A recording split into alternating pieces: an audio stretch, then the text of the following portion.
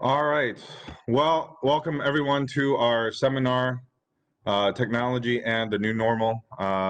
Good to see you all here on this nice and cold Saturday morning. Aren't you guys glad on days like today that even if it's like 20 degrees outside, you don't have to go anywhere. You can just participate in the seminar from where you are and be as warm and as cozy in your houses as possible. Hope you're all staying warm. I wanted to start just by talking about why, and then just giving some overall thoughts before we begin our time. So, why are we having this seminar? Basically, we decided in lieu of last week's, the last few weeks, just things that have been happening in the news and all of that. We actually wanted to take about an hour and a half, 2 hours, just to talk about the stock market, how to invest, where to go to, how to navigate, what a short. No, I have no idea. I know that it's going on. I have no idea like what actually is going on. I have retirement funds. I don't have like major like stock investments or anything like that. So just my little joke. But why are we having this seminar? Well, for two reasons. One, we wanted to have the seminar, one, partially because of the One Desire Fast. We wanted to have some seminars that would really equip people. I think given the season, given the fasting, given what's going on. And so some of the seminars are specifically geared to like super spiritual activity. The other two, they're talking about prayer and the word and things like that. This seminar, I'll talk a little bit about it in a second, but especially with COVID going on, a lot of it, and why we decided to name it what we did, I think it's pretty fair to say that all of us have a new relationship with technology, given what's going on. I don't know if it's because of work. I don't know if it's because of school. I don't know if it's because of whatever else. I mean, life groups. At least for campus, we've asked all the life groups to meet virtually, and hopefully people are staying safe and all those things. It's not because we're we want to be mean and isolate people. I miss people in certain quantities and certain volumes, but I do miss people. I do miss worshiping with people and miss gathering people. But suffice it to say, we do have a new relationship with technology, regardless of, what our circumstances in life have been throwing at us.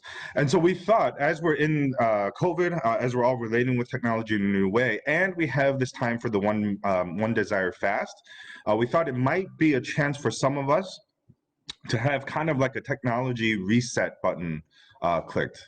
Where we can kind of adjust, where we can kind of shift gears, where we can have some space and time. I mean, maybe some of us have been doing already, but at least in a seminar format, have some space and time to discuss and talk about how can we better relate with technology in this new reality. So I want to preface this by saying I am not an expert in this. I am not playing a role of expert or even faking being an expert in this. I am more a facilitator. But if we just had a Zoom room and said, "Hey, go into breakout rooms and talk about technology for an hour and a half," I don't know how productive that would be. And so I'm mostly going to facilitate. We're going to try to do as much discussion, sharing ideas, sharing struggles, even as much as possible. We'll do that. I'll try to make that the majority of our time. But again, if you just kind of went into those rooms with just nothing, nothing specific or tangible to launch off of, I'm not sure how those discussions would go. So. What I did to prepare for this seminar is this, and if you drop out at any point, don't feel like you're missing anything. I mean, one, we'll record it and post it online, but two, you can pick up these two books, The Tech-Wise Family and The Tech-Wise Life, written by Andy Crouch. Andy Crouch has written some great things. He has a book about culture. He has another book. I can't remember the exact title, but something like Weak and Strong or something like that. Some really, really good books. He is a great writer, but he actually wrote this book, The Tech-Wise Family, a number of years ago. And then I believe last year, his daughter, Amy Crouch, who is, I think, currently still in undergrad. I think she's a junior or senior in undergrad somewhere. She wrote My Tech-Wise Life. Andy Crouch is approaching it from the perspective of family, how to raise children, how to raise a family in light of technology. And then Amy wrote her book as a follow-up a few years later to kind of represent like what did it look like growing up in that household? What are some of the lessons that she's learned? And then she also tackles a little bit more on the social media end of it as well. That wasn't as much at least on the personal end, that wasn't something that was touched in the former book. So I wouldn't be offended if you just dropped out of the seminar right now and just said, hey, Pastor Josh, I'm just going to read the books. Thanks for that. That's it. Completely okay. But if you do want to have some space and time for discussion, I feel like that's where the real benefit for some of us can be as we go through today, really sharing ideas with one another, sharing struggles with one another, and really getting into the details. God does care about the details of our lives and really thinking about that on that level. So what I wanted to do is actually start with a breakout room. And the breakout room question, partially it's just nice to have some time to get to know one another and to be with one another. I loved some of the chatter at the beginning of it. So some of it just to have some time together. But secondly, I did want to post some questions. I'm pulling them from the book. I'm not going to cite my sources because all my sources are these two books. I'm not trying to steal. I'm not trying to plagiarize. Just putting that up front. A lot of the ideas are really just coming from these books. So the breakout room discussion I'm hoping we can have at the beginning are these two questions. How would you know when technology is in the right place or out of place in your life? What are the markers? What are the characteristics? What gets you to that point of feeling that technology is not in the right place or in the right place in your lives? Right. So if someone could actually throw that in the chat, that'd be great, because we're going to go into breakout rooms and you won't be able to see this lovely slide that I made through some slides carnival thing. But with that, I don't know where my controls went. There's my controls. I'm going to stop the share. We will go through this for about 10 to 12 minutes or so. Again, just give us some time to even just talk and kind of just be with one another. If you just want to get to know one another for a while, that's completely fine too. But we did want to take some time to do this morning. So we'll be in a few rooms. There will not be a timer, but I will just message out at around the 10 or 12 minute mark saying we're good to come back together. All right, well, welcome back, everyone. I'd love to hear from some of us what came up in the room. What are some of those markers that you all talked about? Yeah, I don't know if anyone's feeling courageous enough to volunteer some thoughts. Also, if you do talk at any point during the seminar, it'd be great to hear your name, what you do in the area, what life stage you're part of, what life group, things like that. Just brief introduction so we can all get to know all y'all.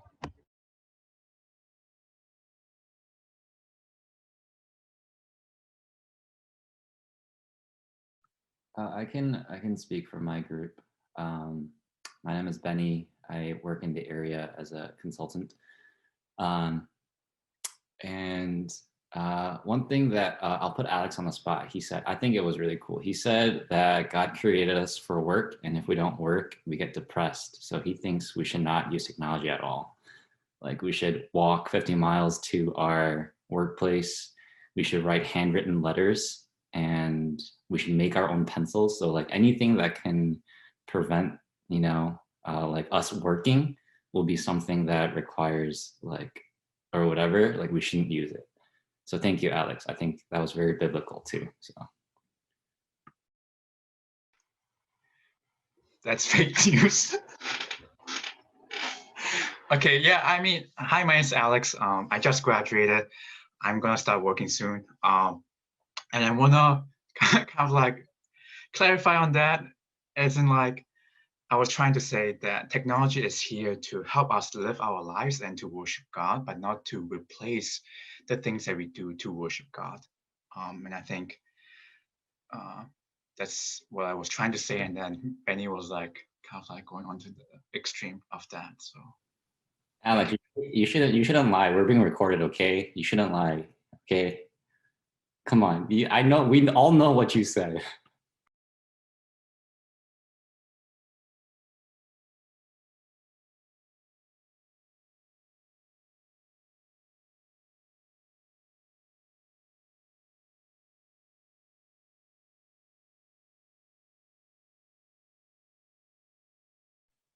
Josh Chang in our group mentioned that technology should be a means to an end and not the end itself. Deep. Drop the mic. I'm Michelle. I'm a fourth grade teacher in Ann Arbor. I'm Edwin. I'm not a fourth grade teacher. I'm I do IT support for the university.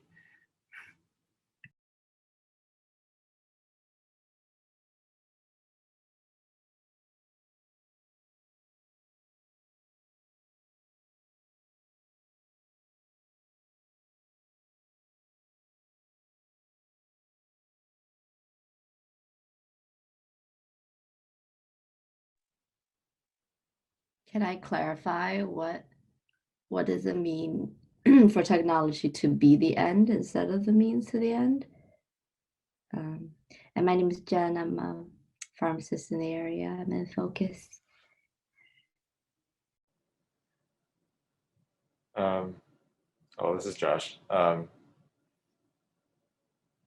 be honest, I don't know if I'm sure what that means. But the thing I had in my mind was like, when you are addicted to something, like the way people have described that is you're no longer using that thing for the original reason why you did, right? Like maybe you had some reason at the beginning, but as you get more and more trapped and sucked in, you're like beholden to the thing itself and not like the purpose for which you were using it at the beginning.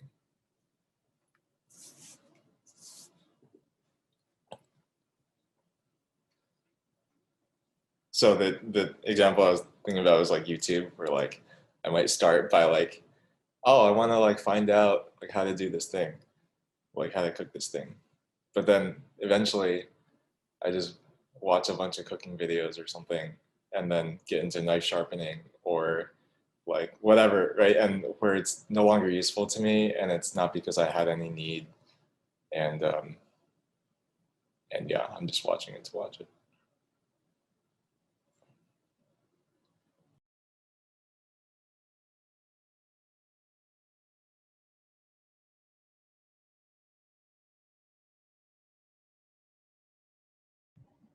Good thoughts. Anyone else? One thing that I do want to add to Josh's point is if you have something like Google Home or Alexa, most people would use them for, hey, Alexa, play this or that music or this movie. And then I've seen videos of people actually using Alexa to replace their daily chores, as in like, hey, Alexa, do my laundry at 12 p.m. Hey, Alexa, can you move the baby's carriage for like 24 times at like 1 a.m.? And they actually do it. They just make the machines, they kind of like schedule it. And I was not really sure whether I would do it. It does look fun in some sense, but I don't know whether that's something that's healthy. I don't know. P. Josh might like it.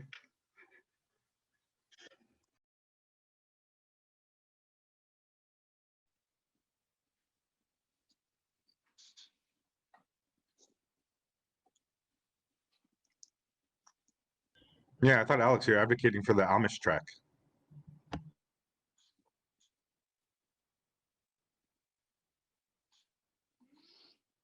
I mean, Amish do use technology. It just looks different. Let's be clear. Technology is a tool, right? I think we just got the, I think what I was saying with my group, what in my many struggles with video games and overusing technology and being like the nerd in my family and my friend circles, like it's regulating the behavior has never worked out really well for me. It's more about identifying the principles. And I think those principles are going to be powered by convictions that each one of us have about where God is calling us. And so I was sharing that, there are people people who are Twitch streamers who are sharing the gospel and have built great communities online. There are wonderful Facebook groups that, I should probably be more active in as a parent in the school district, but I don't because social media doesn't make sense to me. But again, I think you have convictions that drive those principles, right? And then those principles become kind of governing how you make decisions, and then you put in guardrails And those are more the behavioral constraints to adhere to the principles. And I think it's so hard because I really like what Alex is advocating. My wife's family is farming background. It's a farmer background actually. So like I get to see this once or twice a year, and it is really attractive in a lot of ways. And they're like super healthy, super long life people, and they're just like amazing in so many ways. And it is really cool. It's definitely not for me, but so I totally agree. But again, I think it has to be driven by your convictions and where you are placed in your life. And I think, like, for example, like all of us on screens right now for work, like we can't avoid it as much as we want to. And so I think if we look at just the behavior part of it, then it's kind of like are you just failing at life for 9 hours a day? You know. I think the Amish example is actually pretty interesting because the way I've heard it described is that it's not that they're like anti-technology, like Solomon said. It's that they're in a community where they want to evaluate like the effects of these technologies before they let them into the community. Which, I mean, you know, given that we're having this seminar now, maybe there's some wisdom to that, right? Like they want to, they know that phones and whatever are like super new. They want to see what it does to people before they jump in. I think that there's definitely some wisdom to that. I mean, it would be hard at this point for me to do that, but, or if you're not in a community that's doing that together, then I think that would be pretty tough. But I could see the wisdom there. I'm sorry, I don't know whether we have to move on, but one thing I do want to make a point is, I don't necessarily think that technology itself is bad. It's the human response to it that puts us in a more sinful, kind of like a position.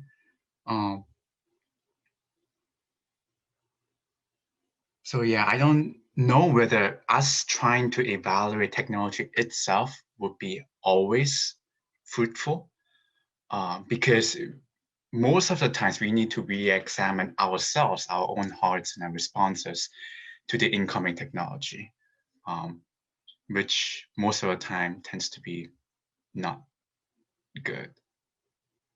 But I don't know whether you want to add up to it, Josh. No, I think that makes sense.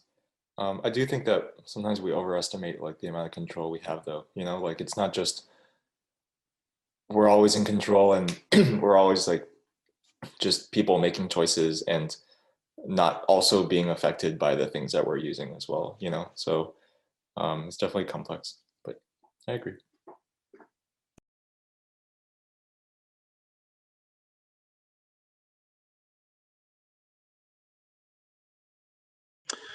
I'm really loving these thoughts. If any of us have anything at any point, I'm going to talk a little bit before we go into breakout rooms again. But please feel free to unmute, jump in, counter, agree, give examples, whatever. So please do that. Again, I am not playing expert. I'm playing facilitator. So that is the role that I'm hoping to play today.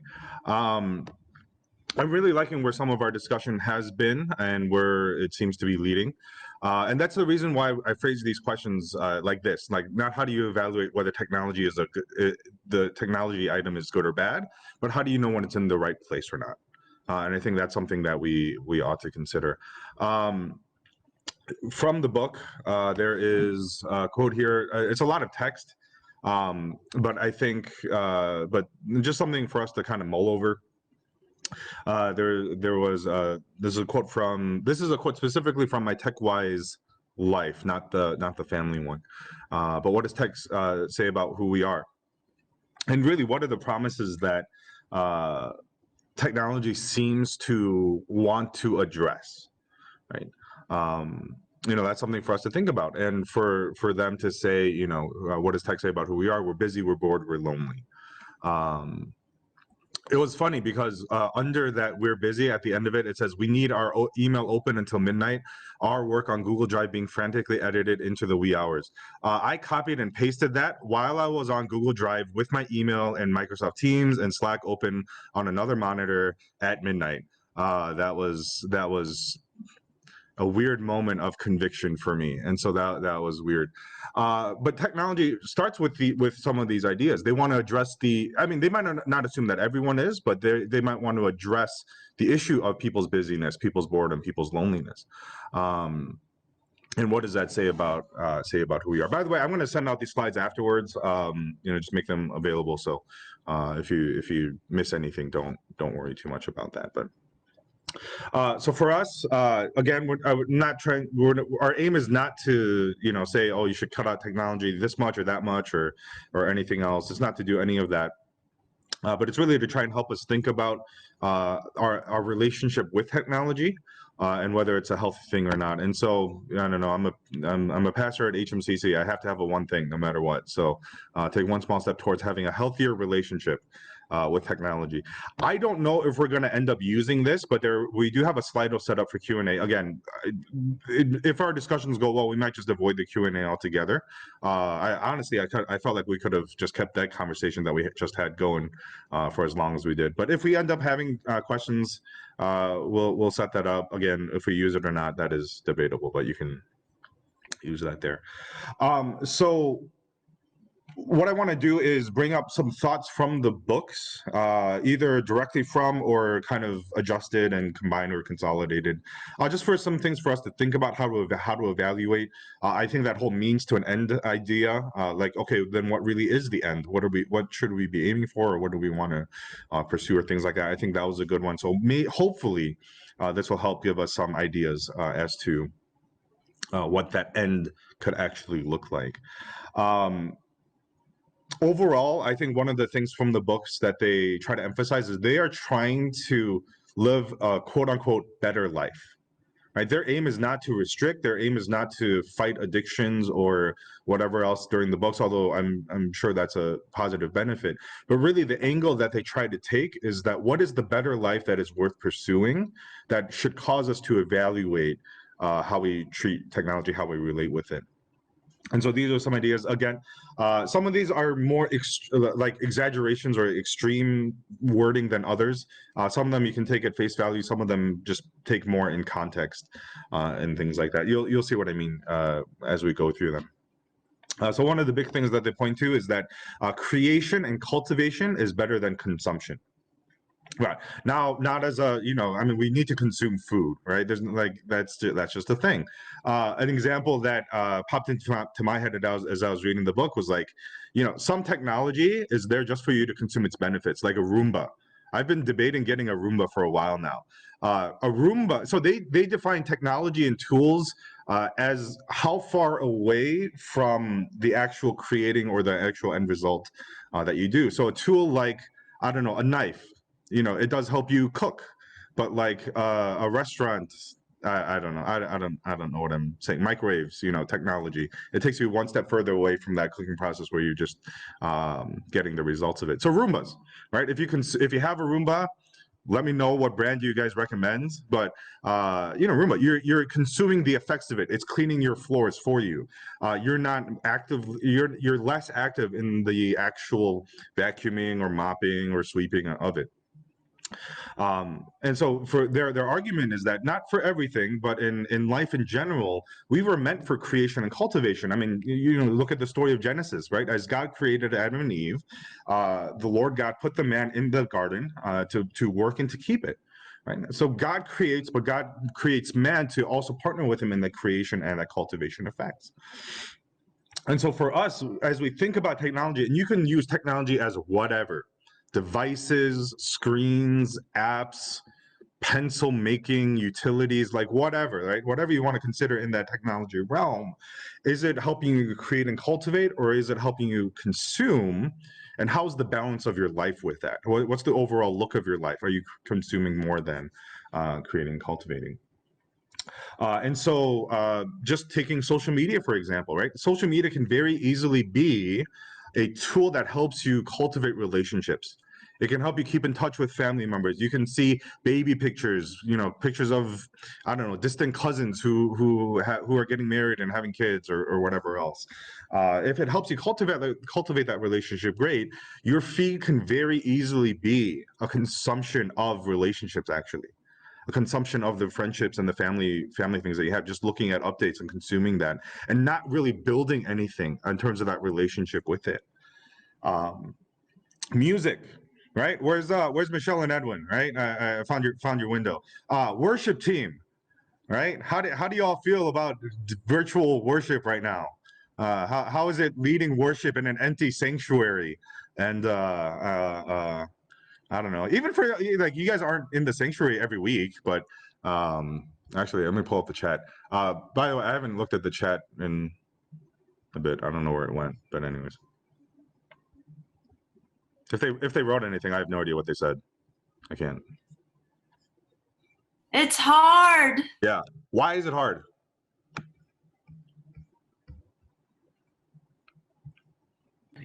It's hard because there's no one else there. Yeah. We're staring at a camera. You're staring at a camera, and you're making worship with people. Yeah. Yeah, you have to fight harder to be reminded the reason why we do what we do. There is a real aspect of corporate worship where we are cultivating and creating something together, right?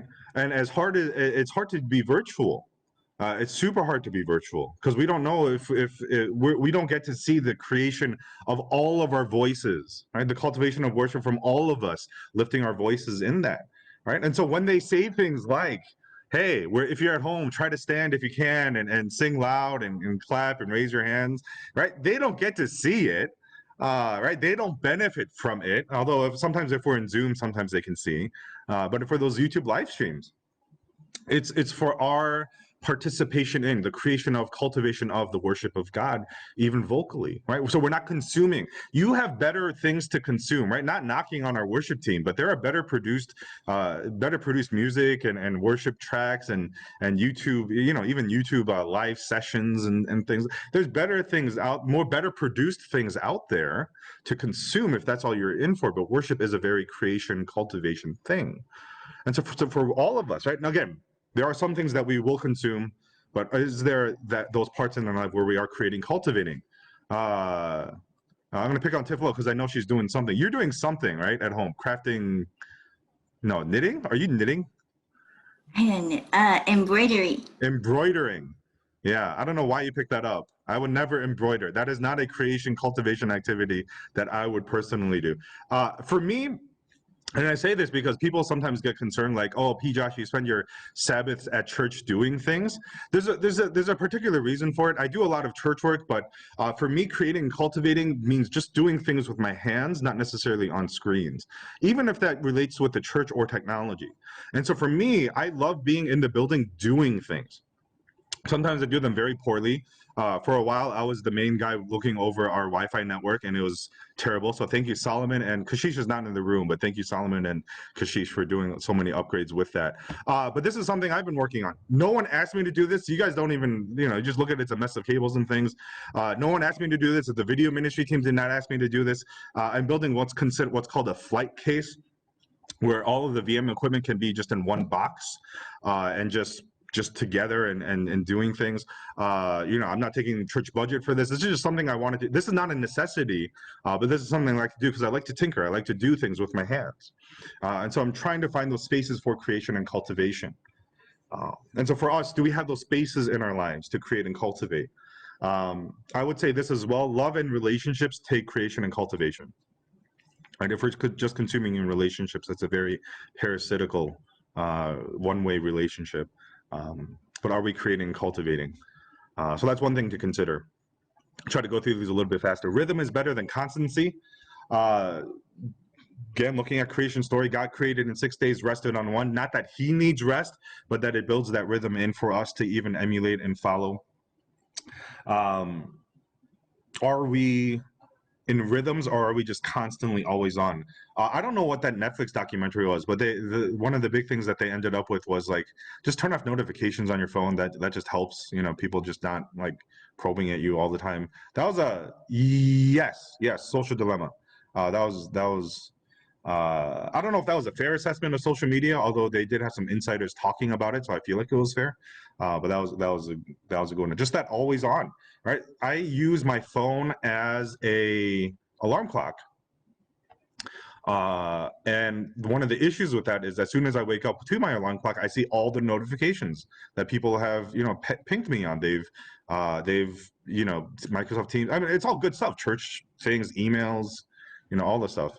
But rhythms, even with notifications, there's a rhythm of checking your messages versus taking a break from it. There's a rhythm of being on a screen versus being off a screen.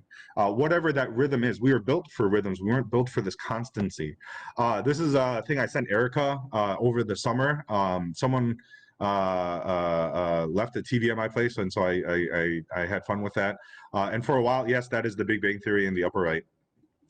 Just for a while. Actually, this wasn't even complete. I have my iPad in front of me too. I don't even know what I put on there, but there are all these screens, and it's just fun for me, right? It was just fun for me to do that. But one of the things was, man, I just like having this screen of all my notifications, all my messages on one screen. But I also realized that made me so much more distracted when I was trying to focus on things I actually have to do, sermons to write, things to prepare, meetings to get ready for. I don't know if this is actually true, but you know, this is a graphic that I saw. You know, if you multitask, I felt this when I worked in support for a company in the area, 4C, right? I would always be on, I would always be working emails. I was also always doing stuff for our church. No matter where I was always doing all four of these things, as opposed to trying to focus on one thing at a time and doing them well.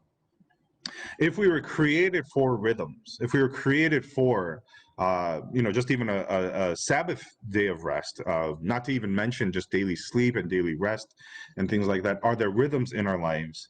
And is technology helping us with? Yeah, I mean, Grant, I mean, that's why I became team lead in like 4 months, but that's also why I had to leave 4C. Anyways, this is being recorded. I'll edit that part out. Rhythms is technology helping us enjoy the rhythms of life that God has in store for us? Right? Not that any individual thing is necessarily bad, but if they're not in rhythm, you know, what is that doing to us, to our lives, to our souls? This is an interesting one. Courage is better than avoidance. This delves in a little bit more personally to some of us, how we treat technology, especially if we're considering ourselves more on the addicted end of the scale or spectrum. What was interesting was there's a passage in I think it was my TechWise Life book, where the author, Amy Crouch, was dealing with youth group students, so high school, junior high students, and they were talking about technology, and she expected answers of, oh, I'm addicted to games because it's fun. I'm addicted to games because I just don't want to do homework or things like that. And some of the responses from some of the more insightful students was, I am addicted, or I'm always on social media or technology or things because I don't want to listen to the thoughts in my head. They don't want to deal with their own depression, with their own anxiety, with their own stress, with the weight of responsibilities that they feel like, with maybe even peer pressure or anything like that. So they're trying to fill themselves so that they can avoid dealing with their emotions, their struggles in a healthy way. And it does take courage. It can be, I mean, I deal with my own mental health. For me, I do need to work up that courage, and I'm not trying to make this a mental health seminar, but it does take amount of courage and boldness to try and deal with some of this. Are we avoiding things? Are we avoiding pain? Are we avoiding even nuisances of life? Just to appease whoever else is in our lives rather than dealing with them in a healthy way. I don't know if y'all are on Twitter, if you heard of Bean Dad. This is I don't know what he does. I don't know. I heard there's some controversy about his back, so I don't know the full story of it. He blew up on Twitter because he spent something like 6 hours. His daughter said, "I'm hungry," after a meal. Apparently, he had fed her. And instead of cooking something for her, getting something for her to eat, he asked her, "What do you want to eat?" She said, "A can of beans." So he made her figure out how to open a can of beans for 6 hours. I'm not advocating this. Definitely not advocating this. Do not do this. I'm not a parent. Please don't listen to me. I'm not an expert in parenting because I'm not a parent. Where was I going with that? But even with this, although the execution I would strongly disagree with, I think there's some principle behind that of, and parents, please, I'm not posting any judgment on you. Please don't take this way. It's convenient for me to address it rather than be in the mess of the moment and try to help my child deal with, if I have an issue, this is how I can solve it. For all of us, right? I don't know our upbringings. I don't know how our parents taught us, but have we been taught to avoid or just skip out on the hard steps because it's just easier? I think that's one thing technology promises: easiness, right? Easy everywhere. That's a phrase that is used in the books a lot. But do we have the courage to, again, not necessarily in this situation, but in life in general, do we have the courage to address life as it comes? Honesty is better than filters, a little bit more social media end of it. I tried to find some examples that weren't particularly like, hopefully not triggering anything like that. I don't know if you can notice what's wrong on the left. It's not the McDonald's bags, his teeth. I don't think teeth can get that white by any natural means. And then the right, the girl saying she's hiking, but really they're just in their backyard, something like that. Honesty is better than filters. And I am not saying that you should restrict what you post on social media. You should or should not have a Finsta. I don't even know if Finsta is still a thing or if everyone's on something else by now. Technology, social media changes so rapidly. I'm not trying to keep up. I'm not trying to say any of these things. What I think this ought to lead us to is, are there relationships in our lives where we can be honest, where we can be vulnerable, where we can be just exposed to the full? Right? Personal relationships, in real life relationships, as much in person as we can be in the moments right now. Having those relationships where we can actually be what Jesus calls us to be, a spiritual family, supporting one another, caring for one another, bearing one another's burdens, having the courage because we trust that the community and the family of faith around us will always be there for us, to love us like Christ has loved us as well. And so do we have those spaces where we can be completely honest? And if that ends up being social media, I mean, you all can determine that on your own, but do we have those relationships in our lives? And finally, wisdom is better than knowledge. I kind of emphasize this because for me, one of the things I'm getting wrapped up into is just scrolling through news feeds all day, right? And you think it's news. News is good. You should know what's going on in the world and things like that. But at some point, you're just consuming the news. You're not trying to wisely apply the news.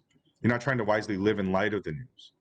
And so where does that wisdom come from? I mean, that's, all right, this is where I'm going to put my pastor hat on. This is why we emphasize things like discipleship relationships, where you can actually have a talk with, not just trying to regurgitate and say, oh my gosh, did you hear about this story? Did you hear about GameStop? Did you hear about stocks? How do you get on Robinhood? Right? I mean, y'all can make your own decisions on whether to invest or not. That's a whole other seminar. One for someone who's a lot more capable to talk about that than I am. But those relationships where you're actually thinking about together, how should we wisely ingest, apply, live in light of some of the things that we're reading? And so if it's news that affects us, if it's news about COVID, if it's news about the world, do we pray for things? Do we change how we live differently because of both the news and what God says to us? And really those relationships, hopefully, are a space, not the space, but a space for us to think about how we can go from consuming knowledge to growing in wisdom. And so with that, how should I feel about this? What does God feel about this? Those things are wisdom, right? If we keep God at the center of it, and so doing that, whatever spaces we have for that, roommates, peer discipleship relationships, if you have someone older or more wise in certain ways that you can go to, talking to them. But regardless, growing in wisdom, not just consuming knowledge. The last slide that I'll throw on here is, what about COVID? right? So these are just kind of general principles. There are some extreme things that are going on because of COVID, because of stay-at-home orders, working at home, all those things. I don't have the answers for anything. Parents with children who are working at home and trying to deal with children at home at the same time, I am so sorry. You know, I pray for you all the time. I hope God gives you strength. If we just want to spend the last hour just praying for you, if some of you need that, we'll do that. But what about COVID? What about the extreme things of COVID? A few things I'll mention here. Again, I'm not an expert, just some thoughts that came to mind, and we'll try and talk about some thoughts that we have about our details. What does it look like for us? The more you are needed to be online for work or school or whatever else, the more important it is to have a rhythm offline. The more that you're needed online, the more important it is to have a stricter rhythm or a dedicated time offline. The Crouches, they apparently their family did something like 1 hour a day, 1 day a week, 1 week a year. They would not have screens. That's something that they decided to do. You set your own rhythm. Think about your day, think about your week, think about a month, semester, year. But what are those rhythms that you need to build into your schedule? What are those rhythms that you need to build into your life and your calendar to deal with the necessity of being online so much more? And so, you know, Sabbath is a gift. You know, it's not meant to be a religious, legalistic activity. It's a gift from God. Are you using and taking advantage of that gift to be with God? For some of us, if we go to sleep with our phones always next to us and it's a temptation, buy an alarm clock, right? So if you need to, my phone is my alarm clock, I can't wake up without it. Well, I'll buy you one. If you really don't like, they're like the cheap ones are like $5-6 on Amazon, right? If you really need one, I'll buy you one. If you want to buy a nice one, buy a nice one. I have one where it kind of like gets brighter in the morning, like half an hour before your alarm goes off, and then you wake up to light. That's really nice. I grew up with a Nickelodeon alarm clock. I don't know if anyone else has seen this Nickelodeon alarm clock. I loved my alarm clock, the Nickelodeon alarm clock. That was the best thing to wake me up. And then I plugged it in an outlet once, and it shorted the circuit or something like that, and then it broke. I got so sad. So sad. That was a gift from, I think, my grandma, who gave it to me as a child. If you need an alarm clock, I'll buy you one. Not a super fancy one, but regardless, if that's something that you need to do, so that your rhythm of rest, even nightly, is more restful, and it's a time to unwind, to detox from technology. Consider your rhythms. I would say use technology to try and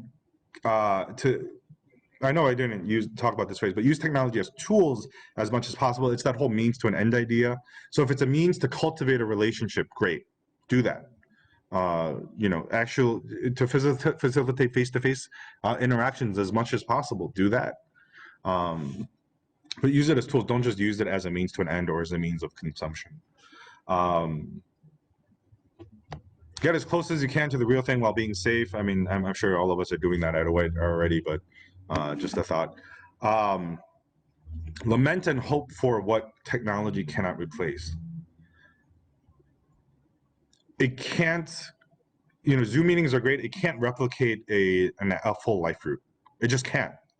YouTube live streaming and Zooming, it's great, but it cannot replicate the experience of being in the same room together, singing to God, giving him the worship that he's worthy of.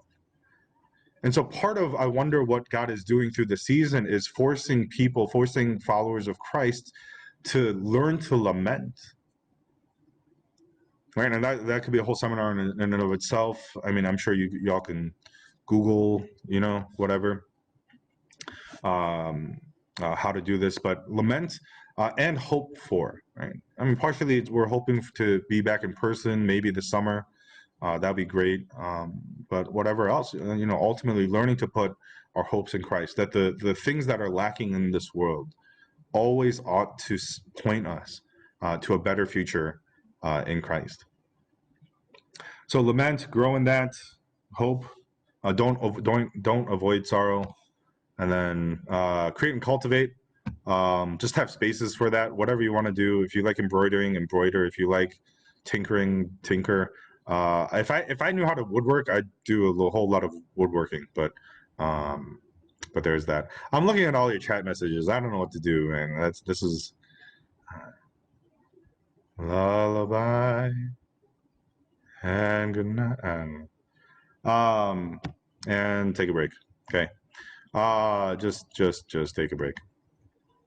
That is all I'm going to talk about. It was a little bit longer than what I was hoping for, but that is fine. I'm going to ask us again. I feel like the most beneficial things that we can do is actually to hear from each other, and so I don't keep putting you all to sleep, apparently. And so I'm going to throw us back into breakout rooms, and I'm going to ask us just to process together. All right. If you want to talk about what are some next steps that you feel like might be good, or you know, some details of your own life that you're thinking about, do that. For some of us, maybe we want to actually share the struggles. This is my particular struggle. This is particularly what I'm going through. This is the unhealthy relationship I have with technology right now, and just sharing that. Maybe someone in your group has ideas. Maybe they don't. That's, you know, that's completely okay. But we did want to try and at least hear from, be able to share and to process together how to figure these things out. And so I'm going to put us back into breakout rooms. We'll do this for about 15 minutes or so. Again, there won't be a timer in the room, but I'll send out messages just to send updates. Just making sure that any one group is not particularly overwhelmed with couples. Okay. So we'll open up those rooms, and we'll share for a bit. Just process it together. We'll come back. We'll share some thoughts in the larger group, and we'll see where that goes from there. All right. Well, welcome back, everyone. Hopefully it was a good start to the discussion. Yeah, just love to hear from the rooms. At this point, really, I don't have anything particular to say. I just really want to facilitate any discussions that are here that hopefully will be helpful, fruitful, and beneficial for all of us. I will say one thing before we do that. If you want, oh, well, that's not the right. Hold on, that's not right.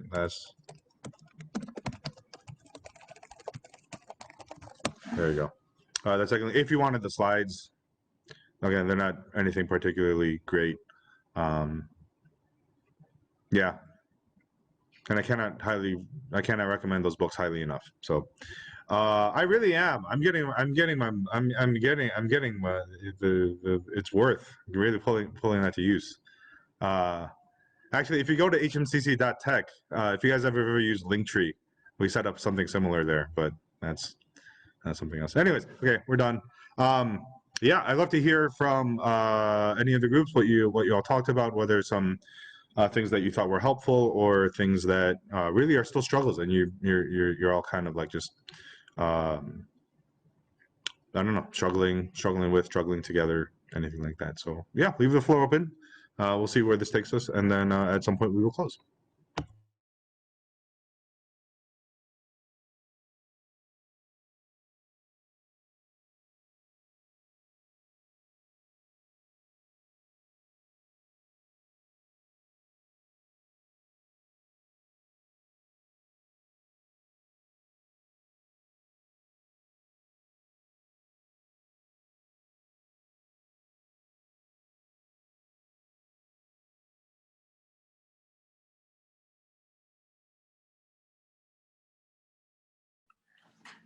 P. Josh, I have a question for you specifically. Don't worry, this doesn't require any knowledge of anything. I guess this question is for anyone. But I really liked what you said, or maybe it's what the book said. I don't know. Whatever. I'll credit it to you, and you can credit it to someone else. I liked what you said about how we need to have a rhythm for offline as much as a rhythm for online. And I guess it's like something that I knew by experience more than, I don't know, reality. So, I mean, I definitely have a rhythm for online, you know, just because of work. It's like, I know how to do things because of, you know, being with tech and everything. But I guess, have you found something that is really helpful for a rhythm for offline? I know you said the book said 1 hour a day, 1 day a week, and whatever, but like, I guess you or anyone else here who have been trying to practice a rhythm of offline have any suggestions? I'll let other people share. I don't have a great rhythm. I mean, typical pastors, they tend to either take Monday or Friday off. So I do try to take Monday and avoid. For me, the best consistent thing I do is not open my communication apps on a laptop. I'll still have them on the phone, and if there's anything urgent that I need to reply to, and that's something I still have to work out. Just that's there are some bad scripts in my head that I believe, but that's the best that I do. I try not to open it to like from like Sunday night to like Monday like 8 p.m. But if there are urgent things, I do respond to them. Yeah, so I don't know. I don't know if any of us have good rhythms that they've been able to build or try.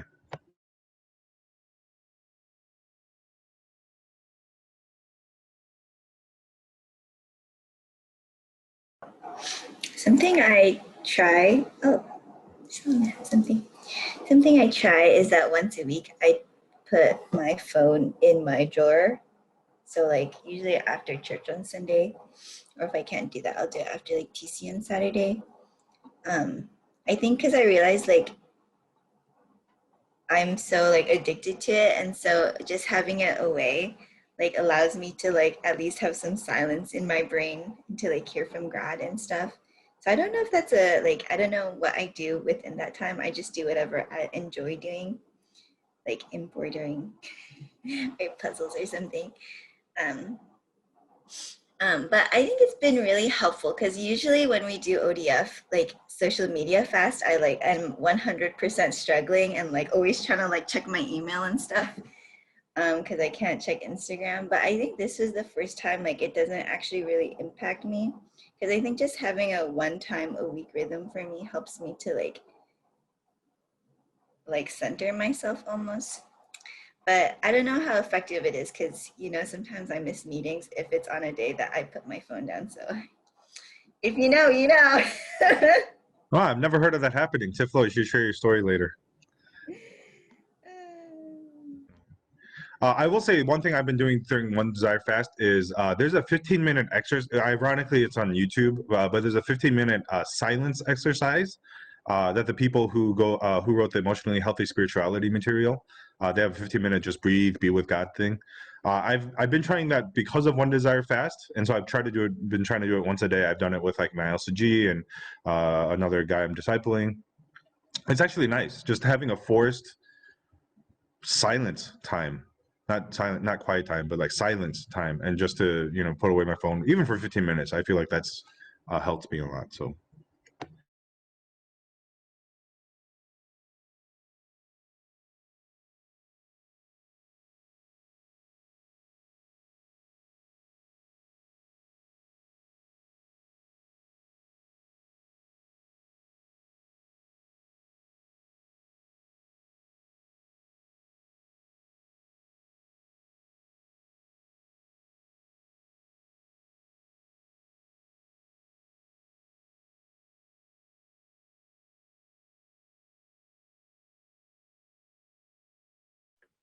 I don't know if this answers your question quite completely, Benny, but I think for me, something that actually also really helps is knowing,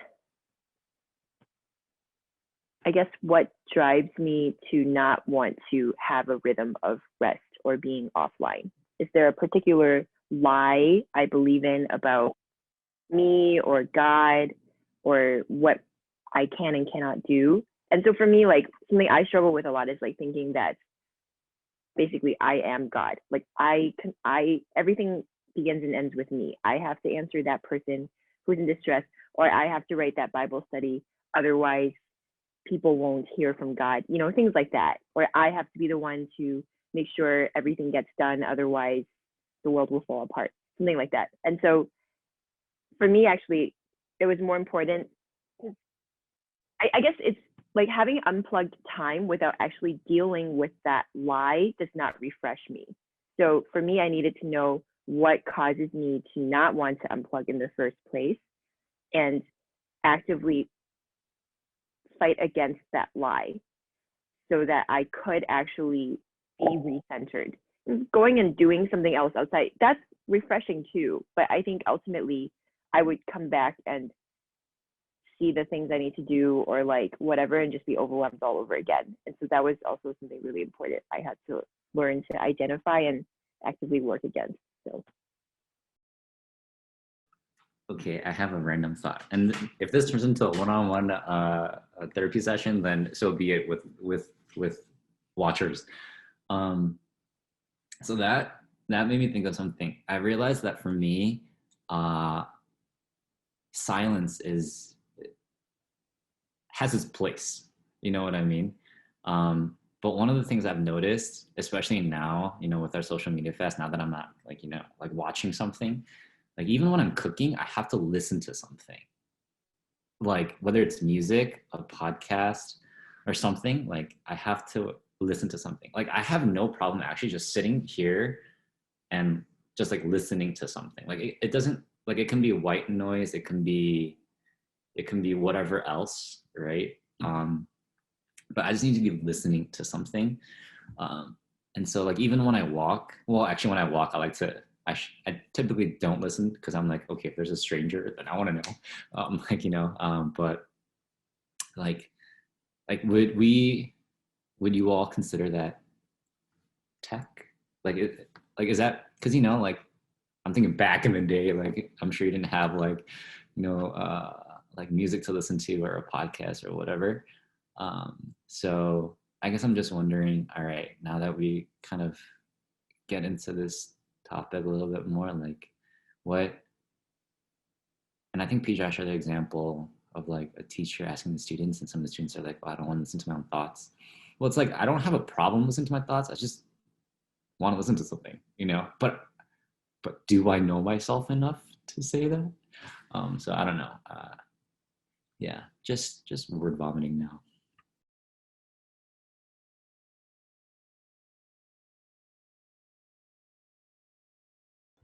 Who wants to counsel Benny? One thing I will say is sometimes we don't know until we have those silent moments what we're actually avoiding. I'm not saying that's the case for you, but I'm saying it for the larger group and whoever listens to this on YouTube when we post it later. By the way, if you guys want anything edited out of this, just let me know. We'll edit it out. But yeah, sometimes we don't know until we have those moments if we're running away from something or if we're trying to avoid. Just more on a practical end.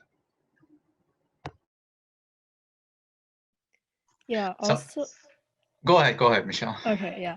I was reading a Bible plan about like praying dangerous prayers, and one of the sections was about like praying the prayer like search me, because like you would think that your own motives and your own desires, but like the heart is deceiving, and you might not actually know until like you ask God to reveal something in you. Because a lot of times when we pray, we're like, oh God, can you do this for me?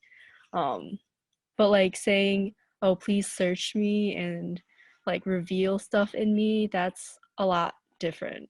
And so, yeah.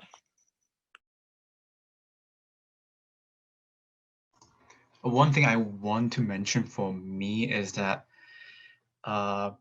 unfortunately for me, I kind of like get to know more about myself when it's too late. So I tend to have these emotional and mental bubbles. And when somebody or a group of people kind of like rub in it or put needles into the bubble, I kind of like explode. And the moment it explodes, like I immediately know that there was a problem. There was a problem in my patience, in my perseverance, but I didn't really get to re-examine them until it was too late. I'm still trying to work on it. Technology in this sense doesn't really help, but I guess staying away from technology kind of like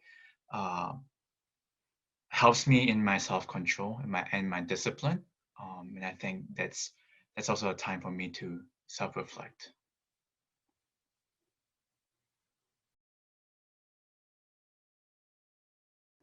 You guys ever go on well, okay, I know this is weird to talk about in a technology seminar, but there's a subreddit called Shower Thoughts.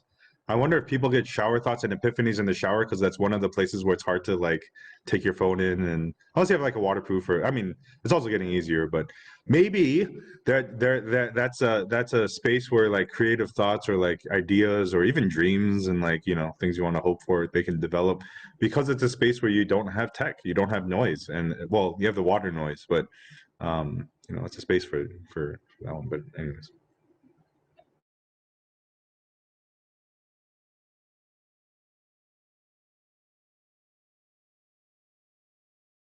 And they make like this special like suction Ziploc bag where you can put your phone in. I was walking in okay, I guess people don't usually do this, but I was taking a walk in Bed Bath and Beyond because why not? And I saw that they now have special drink holders specifically for the shower. And it's like crazy. You can like, it's like for like cans of soda or like a wine glass if you really want wine. Like it's, yeah.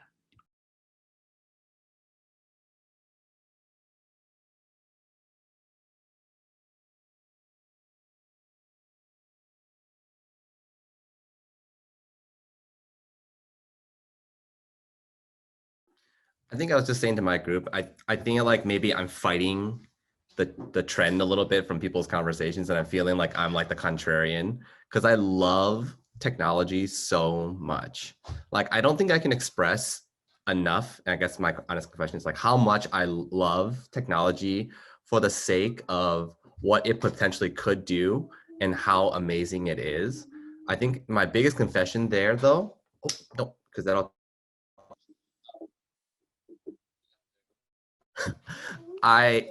yeah, my audio, thanks. So I think my confession is that like, I think sometimes like, I know there's a problem in the sense that like, why am I willing to share about Notion, but I'm not willing to share about the gospel? I think that's where it's like, okay, there's a problem and a boundary that like I've crossed there. And I think one of the questions that like has come to me in my mind is oh, the chat is very explicit to me right now. Calling me out for mentioning Notion. One of the big questions to me is like, when was the last time my heart broke for somebody, right? And I think that's where I feel like it's a huge challenge for me because it's so personal, because that's a personal area where I'm struggling with right now, where I'm feeling challenged in my heart about like, man, like how much do I know God's heart? And if I don't know it, then what are the barriers to knowing God's heart in my life, right? And I think one of the beautiful things about technology, it is really great for a lot of things, right? Like we exercise using our Switch, right? Like it's great. But the other nice thing I say that's been really helpful for me, and it's hard depending on like your situation in life right now, is accountability. Like I know I have blessed with accountability staring me in the face every single day in the form of my spouse. And it is awesome and it is great. And it is also super difficult when she confronts me. And I think there's just a lot of areas I need to grow there. But I think that's been super helpful for me to kind of like hold me back a little bit.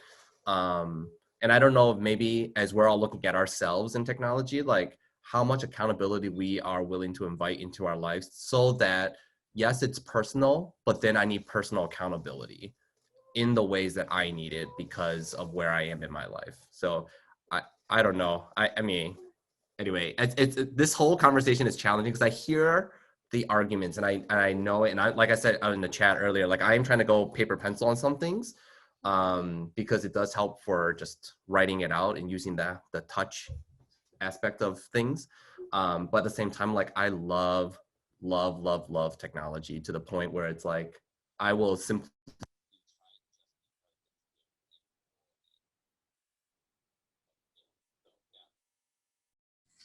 lost audio. Sorry.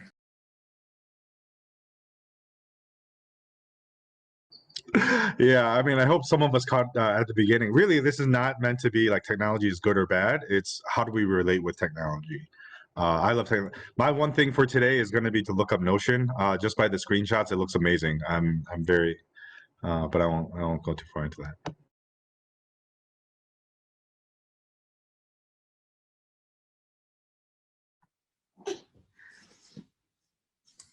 I mean, just to chime in with what Solomon said, like, I guess I came into the seminar kind of wondering, like, I guess I wasn't really sure what to expect, but Jeff actually attended a conference back in November.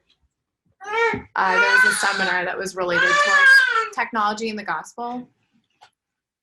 And talking about how, like, you can use technology to do things like, you know, with the gospel being preached to all nations, like the gospel has to be translated into different languages, as well as, you know, while we are kind of in isolation right now, the internet does make it possible for us to connect with people who are in the uttermost parts of the earth, like those who have internet capability. So I just thought that was interesting, but I appreciated that you said it wasn't like technology is good or technology is bad, because I think it can be depending on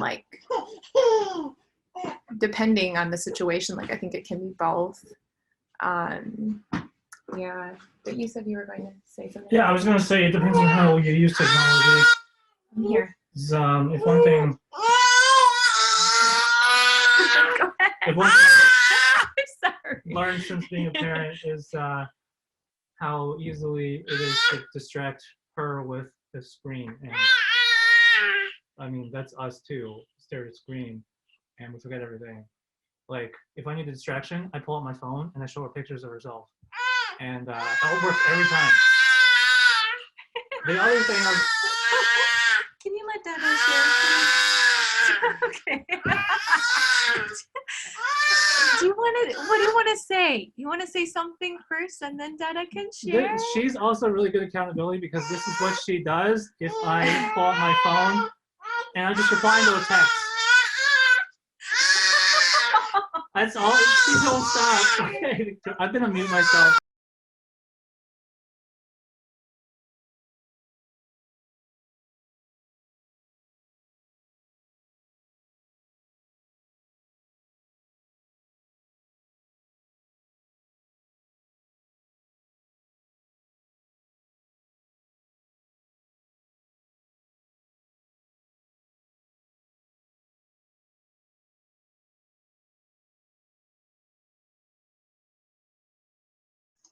I'm afraid to have kids now.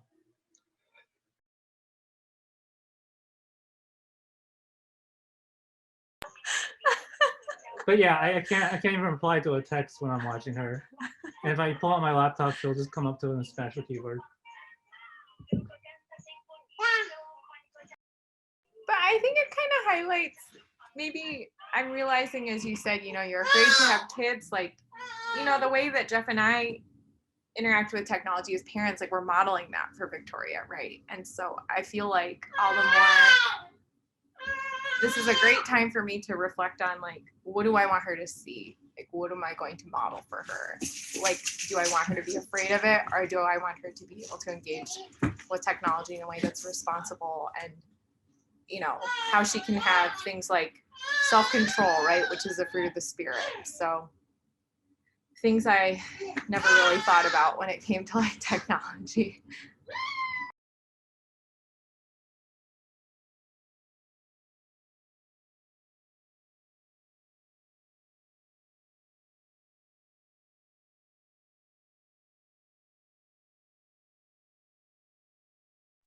Yeah, I think especially like from a parent's like point of view with like having a baby, and like this like next generation is like, yeah, what Ira said about like us modeling for our kids like a relationship with technology. Because I think like growing up, you know, there was technology and there was computers, but it was, you know, it wasn't on the same level as it is now, and it's just like so prevalent. I mean, when I was in high school, like most people didn't have smartphones, you know, and now it's like kids are getting them earlier and earlier.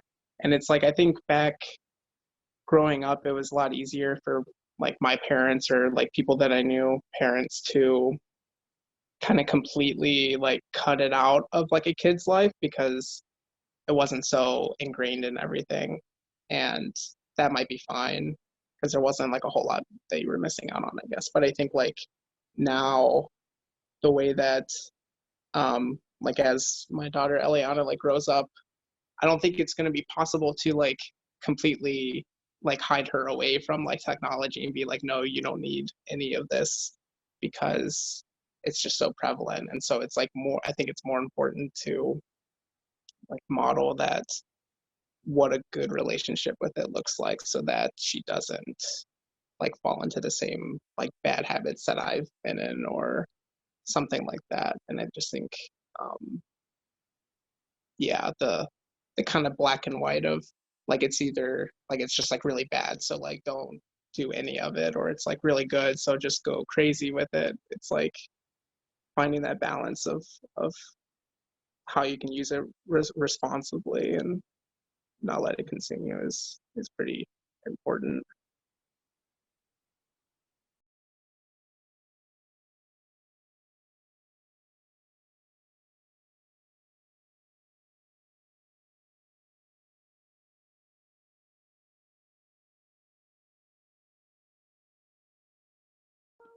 I do want to point out the irony though, that like even someone like me, even though I love using it, I'm like super hardcore about limiting my kids' use of it. So weird. Yeah, I don't know. It's like the more I love it, the more I want to make sure that they don't get addicted. But then here I am, like I'm on it all the time. I don't know, just this contradiction in my life. I think that ties back to Iris's point with self-control. And I think you need that and enough discipline first before you can use technology. So, I mean, like with kids, they're still growing and developing that. So it takes time for them to become accustomed to that. So if you introduce that too early, it could harm them more than help them in a way. And even with us, like we're also not fully good with self-control and discipline. So in that way, that seems to harm us at times.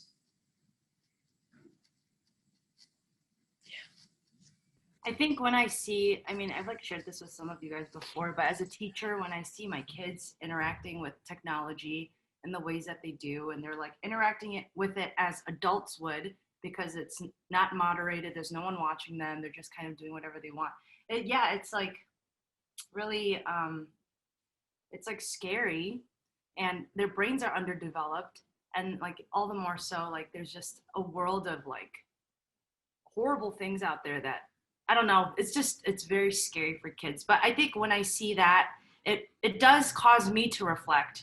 Like, you know, yes, I'm grown up and I'm an adult and I have more common sense or ability to navigate, you know, the nuances of it or whatever. But in ways, it's harmful for us too. And I feel like we're all like, there are ways that it can be very, very harmful for us in our lives, and we can't be so sure of ourselves, I guess, either. I don't know. Like we're like bigger children still, no matter how old we are, I guess.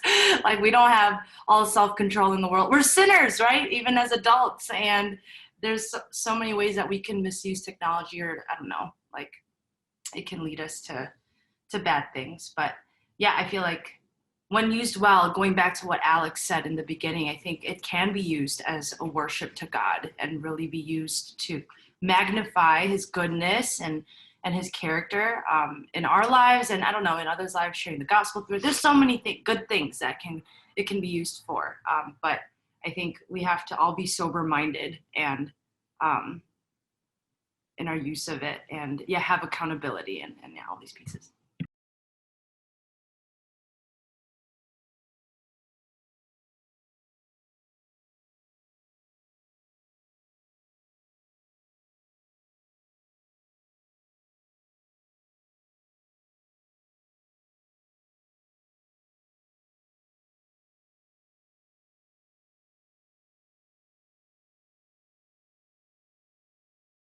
Alex, make sure you get married first.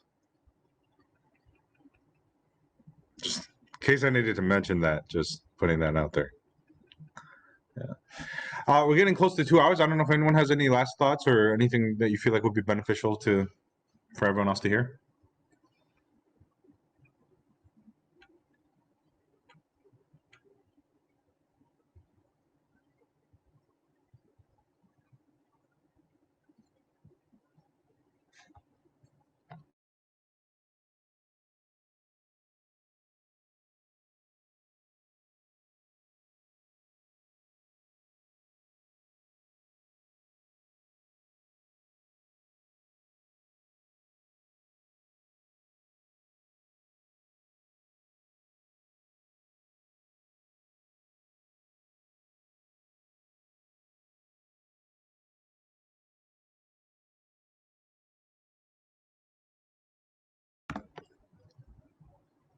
Okay.